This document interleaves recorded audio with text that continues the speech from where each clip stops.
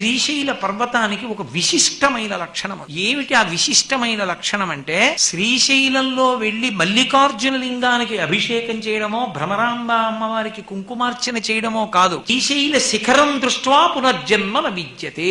శ్రీశైలంలో ఉన్నటువంటి శిఖరాన్ని చూస్తే చాలు. ఏ శిఖరం? దేవాలయ శిఖరం. దేవాలయ శిఖరాన్ని చూశాడనుకోండి, పునర్జన్మ లేదు. అయితే శిఖరం చూస్తే వచ్చేస్తుందా అండి మోక్షం అంటే?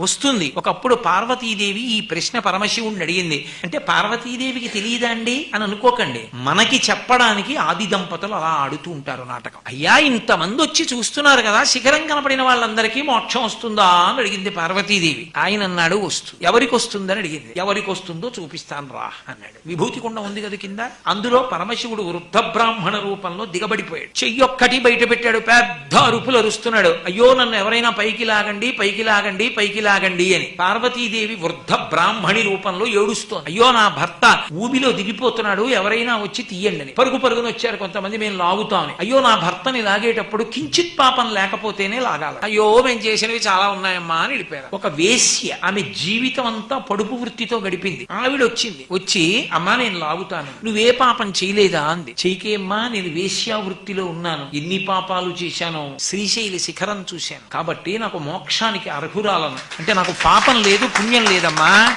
పరమ